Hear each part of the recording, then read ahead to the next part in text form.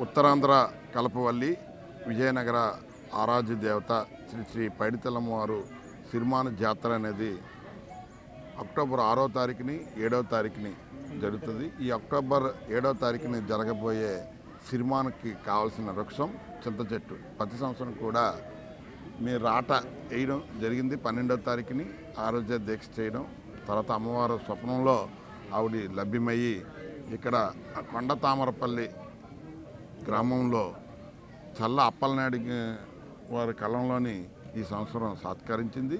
అలాగే ఇరిసిమాను కూడా లోకవరపు సత్యం గారు వారి యొక్క కలంలోని లభ్యమైంది. వారు కూడా నిన్ననే వాళ్ళ దగ్గరికి వెళ్ళి మీ యొక్క మా చెట్టు కోరింది, మీ యొక్క అనుమతి కావాలంటే వెంటనే వారు ఏం చేశారంటే మేము అంగీకరించాము, మీరు పూజలు చేసుకోమని తర్వాత తీసుకుని వెళ్ళమని వాళ్ళు అంగీకరించారు.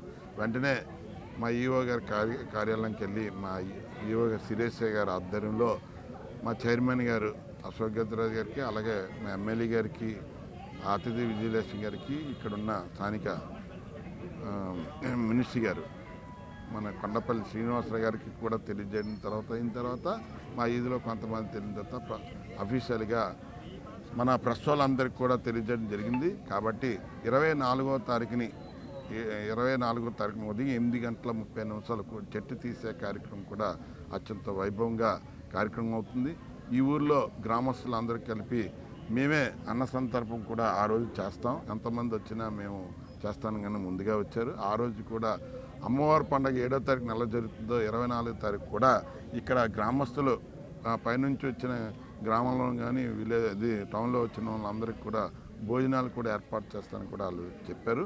అదేవిధంగా సుమారు ఉదయం 8:30 ముహూర్తాన్ని కార్యక్రమం కూడా ఇది మొదలు పెట్టడం జరుగుతుంది.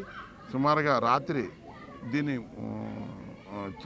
రోడ్లు కూడా చాలా బ్రహ్మాండంగా ఉండడం వల్ల 20 కిలోమీటర్లు కాబట్టి సాయంత్రంకి 6-7 గంటలకి విజయనగరంకి చేరేటట్లు మా గ్రామస్తులు, మా ఒక్కంపేట వాస్తులు, ఇక్కడ ఉన్న గ్రామస్తులందరూ కూడా చెట్టు తీసి జరుగుతుంది.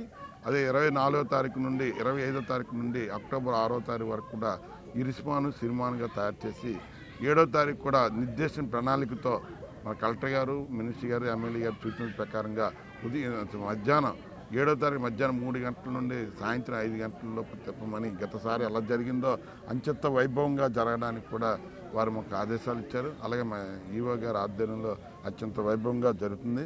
కాబట్టి 24వ తారీఖు వరకు కూడా ఇక్కడ ఈ చెట్లు 2 ఉంటాయి, చింత చెట్లు ఉంటాయి కాబట్టి అమ్మవారు ఇక్కడే ఉన్నట్టు భావిస్తారు. ఇక్కడ కూడా దర్శనం చేసుకుని అలాగే అక్టోబర్ 7వ తారీఖు కూడా ఈ సిరిమాను తిలకించడం లక్షలాది మంది వస్తారు. కాబట్టి అందరూ కూడా ఆరోగ్యాలు అష్టైశ్వర్యాలు పొందుతారని మీ ద్వారా తెలియజేస్తున్నాం. జై పైడి మాంబ.